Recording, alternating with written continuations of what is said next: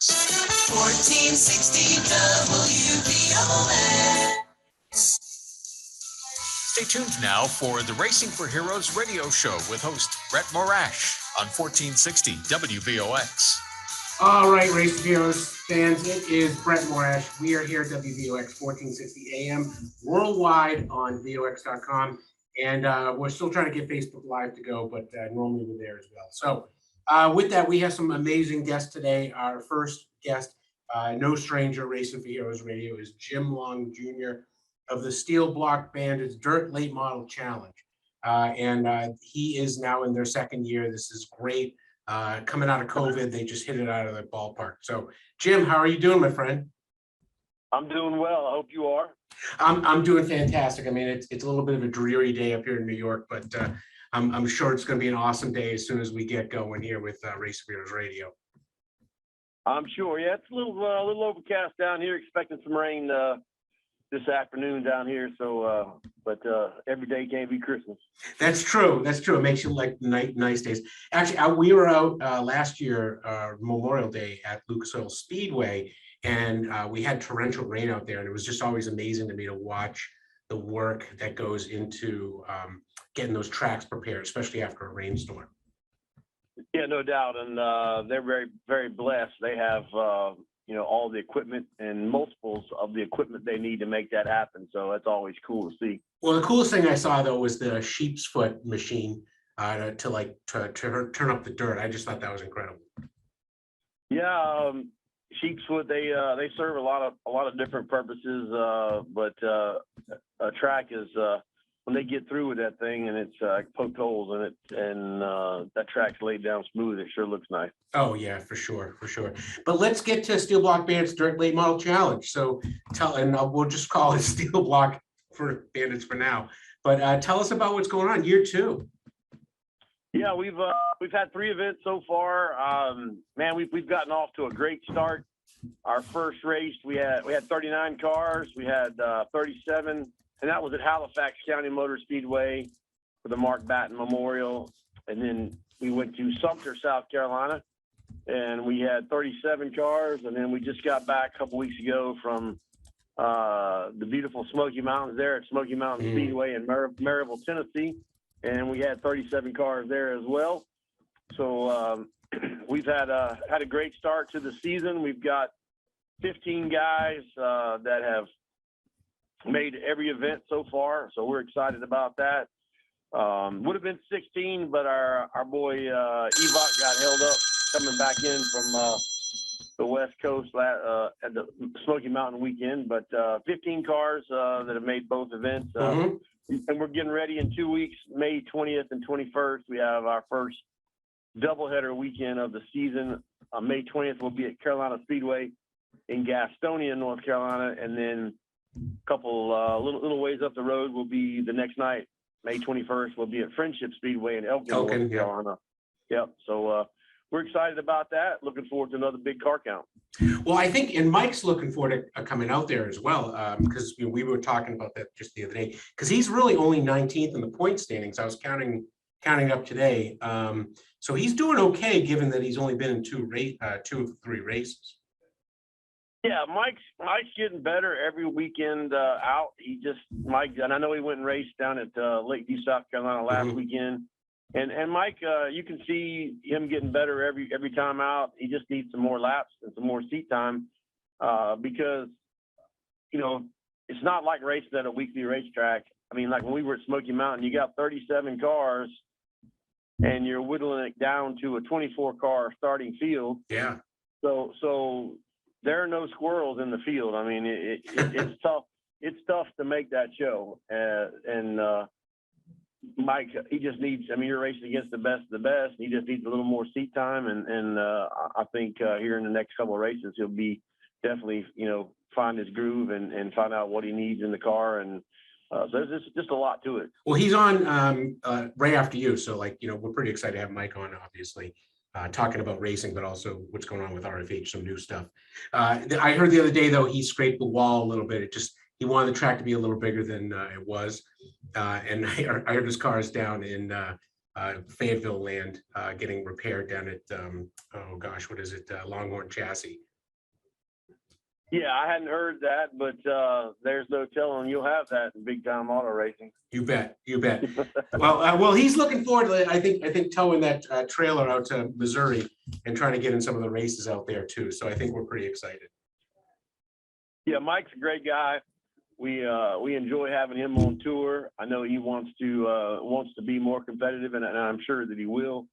Like I said, every time out he gets better. We're just thankful to have him out on tour with us, and we appreciate the involvement of Racing for Heroes as our presenting sponsor of the tour this year. So and last. So we like I said, we're thankful and appreciative to have good folks out on the tour with us. And we're proud to be partners with you. So let's talk about a couple of drivers though. Dustin Mitchell, he's just been amazing. I mean, two wins already, and I think he came in 4th or 5th in the last race. Yeah, I think he ended up 5th. He had some mechanical issues, as I understand, and lost some brakes and such. But still, that there were some. It's hard to go out to East Tennessee. It's like coming to Eastern North Carolina. There's a lot of really good cars out that way. Had a very competitive race. Didn't have any cautions in that race, so it made it a little tough for anybody that maybe got behind to start with. But he like I said, he still had a top 5 finish, maintained his points lead. Russell Irwin was the one that really had a good run.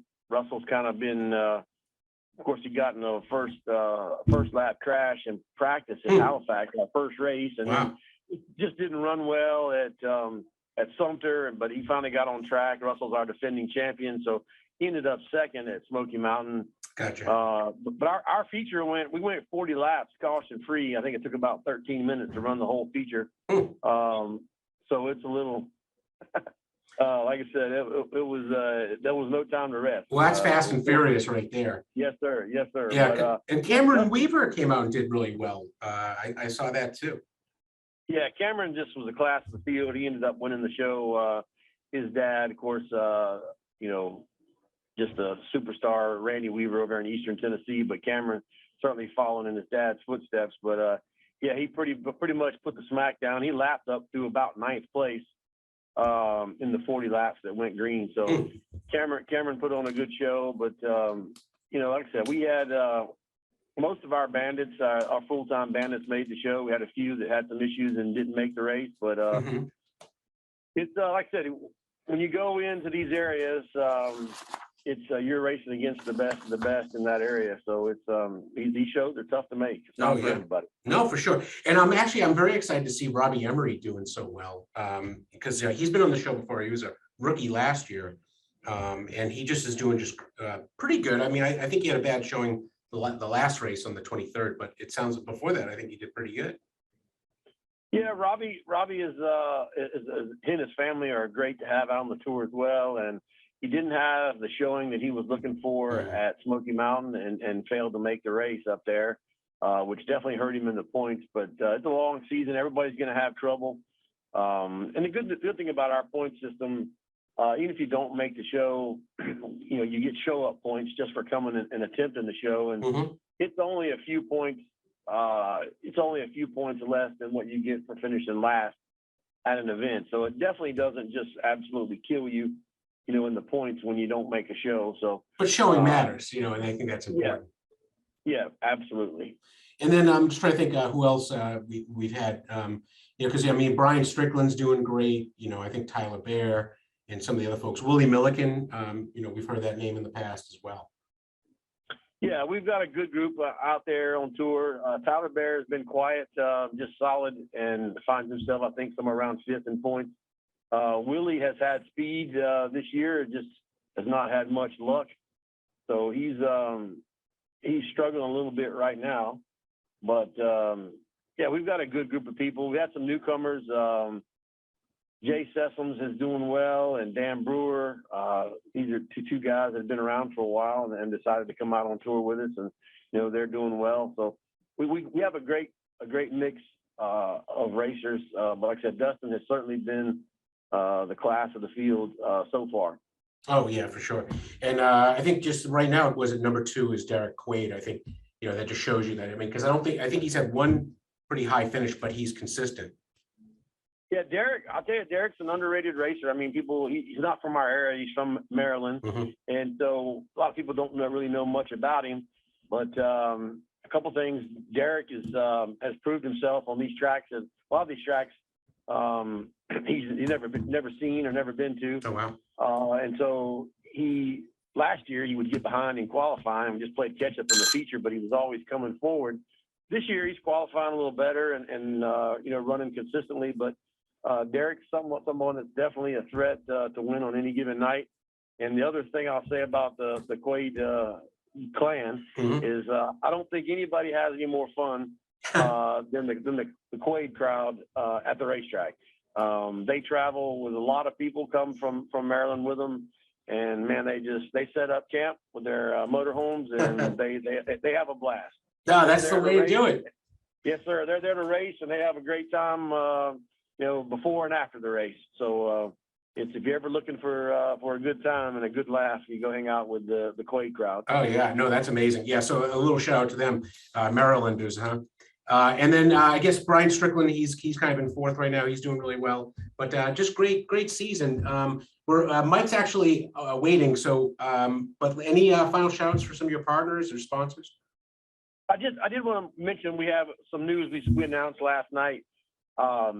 Some people may know that the NASCAR asphalt track, North Wilkesboro Speedway, is going to be opened back up here later this year. August, they're going to run on asphalt, and then in September, they're going to pull the asphalt off and race the whole month of October on dirt. Really? And we announced last night that our season-ending event, which was scheduled to be at Cherokee Speedway in Gaffney, South Carolina, has been moved to the historic North Wilkesboro Speedway. Oh, wow. That's our cash money 100 $10,000 to win event. And so we'll be part of the racetrack revival there at North Wilkesboro Speedway on October 21st and 22nd. So I just wanted to get that out there. We announced that late last night. Oh, congratulations. Just came together. So we're excited to be a part of such a historic track. And that's the main thing I wanted to get out there. Just come see us May 20th and 21st. We got a lot of fans that have been traveling with us to our events and keeping an eye on the Bandits. So and that's at Carolina Speedway, and then the one in Elkin. I forgot the name of the track. Yeah, Friendship Speedway. Friendship Speedway, yeah. All right, well, that's amazing. And I'm amazed that the track has taken the asphalt off just to have dirt racing. I mean, that just shows you how serious they are to make it happen. Yes, sir. They're going to, like I said, the race on asphalt August, October is dirt, and then come springtime, they're going to repave it, and it'll remain as a paved track, from then on. Outstanding. All right. Well, listen, Jim, I'm so happy to be your partner with Race Bureaus, and we're looking forward to the rest of the year, and we'll talk again soon. Yes, sir. Thank you, Brett, for having me. I appreciate you. Tell Mike I said hey. I will. Well, he was listening. So with that, I couldn't ask for a better intro. It is Mike Evock, our founder and the chairman of the board for Race for Heroes, and the owner of RFH Taft Mobility, our sister company. Mike has been really leaning into racing this year as we're kind of clawing out of COVID. And the 773 car is just ready to rock and roll. Mike, how are you doing? Not too bad. How are you doing today, Brett? I'm doing good. The weather up here, I think, is as dreary as it is down there. It's probably warmer down in Alton, but it's like in the 70s here, I think. Yeah, we're looking for tornadoes this afternoon. Oh. Basically what they're saying. Okay, well, hopefully we won't have that up here, because that's Right. ridiculous.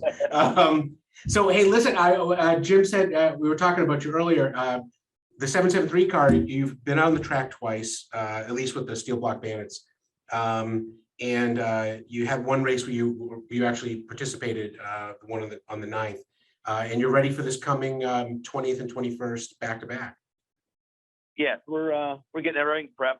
We got a couple busy weeks coming down the pike, as we got training off site. So we got to travel, do some off-road training, and then head down to Suffolk, down in Tampa, then come from Suffolk back and jump in the hauler and head down to Carolina Speedway in Gastonia for the race. Mm-hmm. Then after the race, we're headed up to the 21st at Friendship. Yeah. Then after that, I come back, I refit, regroup, and I'm head out to Missouri, Lucas Oil Stadium. So we're all the way from West Virginia down to Florida, back up into the Carolinas, and then back out to Missouri. So, well, that's amazing. And it's 3 days. And for those who don't know, it's 3 days racing out at Lucas Oil Speedway. I mean, that's just going to be amazing. Yeah, it's going to be good. We're going to have a little surprise for everybody out at Lucas Oil. We'll make an announcement while we're out there, hopefully. Yep. And see how things go from there. That's going to be amazing. I mean, they're going from and for those of you who don't know, that little town that where Lucas Oil Speedway is, it's like 400 people maybe live in that town, and on a race weekend, it's like 10,000 people. It's crazy. Yeah, Wheatland, Missouri. It's a little small town. I think it may be closer to 100 to 200 people, Brett. I'm not sure though. I was talking about the farmers in the surrounding area, Right on. their extended families. Henry had a great time. He still talks about driving the golf cart like 20 miles over the course of the 3 days. But listen, how's your car ready? Like, anything exciting about the car? Something new? I know you had an issue the other day. The track wasn't quite big enough for where your car wanted to go. So it's down at Longhorn. Yeah, we went down to Lakeview, which is a great speedway, and it was just a little slick up top, and I just wanted to move the wall over a couple inches to get by. The wall didn't give, and the car did a little bit, but we made it.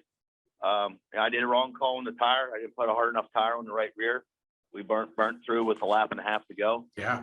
We started back 7th, about mid-pack, and worked our way up to 4th at one point, and then we lost the tire at the end there. So we had a good showing. We got some speed out of the car.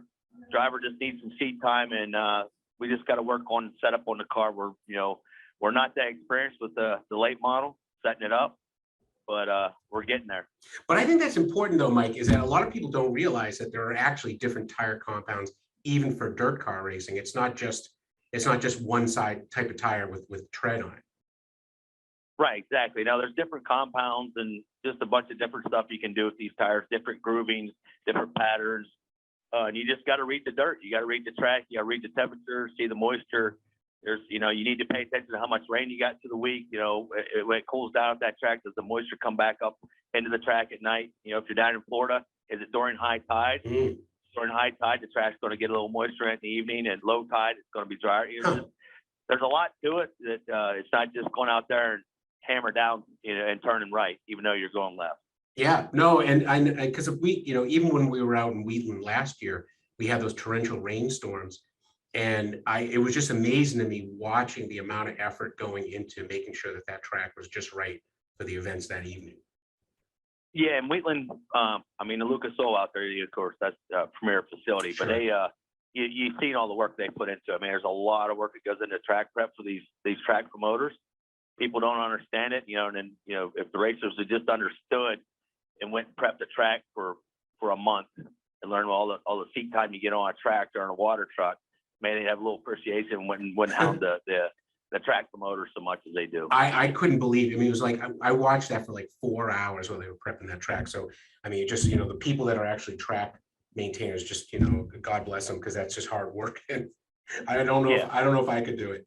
But anyway, let's get back to the racing. So is your rookie year, at least with Steel Block Bandits. You got the couple of races coming up, and then Lucas Oil. We're trying to get you into the races out there, right, and have a shot at being up there with guys like Tim McCready and some of the other folks. We'll see. We're looking at that, flirting with that a little bit.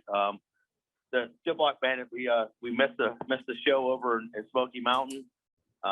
Bottom line is Joe Biden's aircraft was taken off. I was out in Washington in a meeting, Washington State, and they shut down the airport. So everybody's flights got jacked up. And it's about an 8-hour drive from here over the mountain in that hauler bar. So we just weren't going to make it.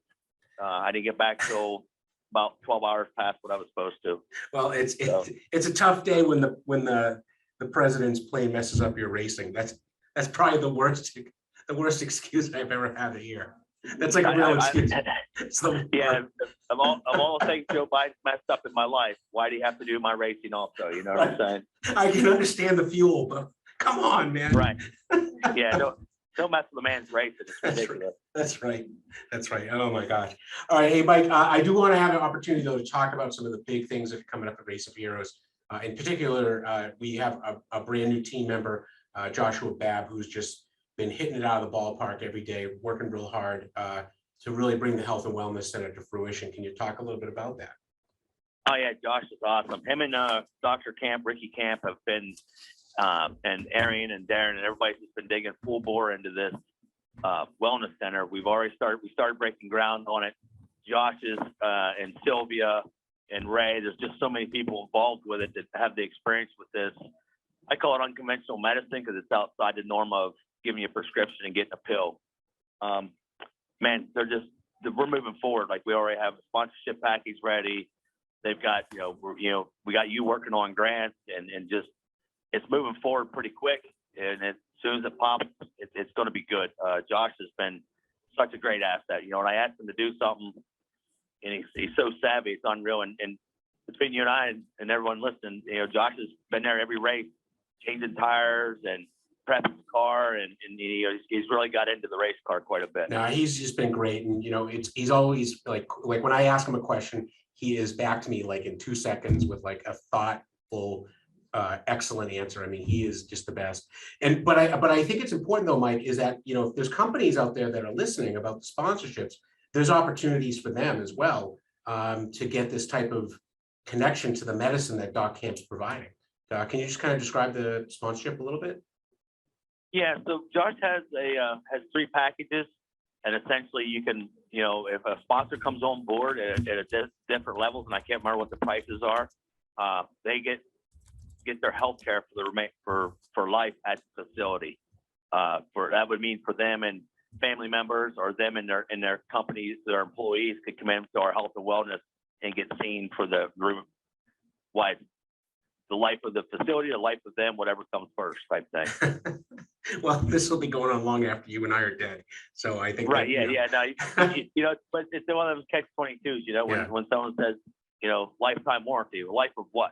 Life of the vehicle, life of me, life of, Right. No. Whose life are we talking about? Yeah, well, it's like that out there. It's like the warranty in Tommy Boy when they're talking about the brakes. Like, if it doesn't say it on the box, it isn't true.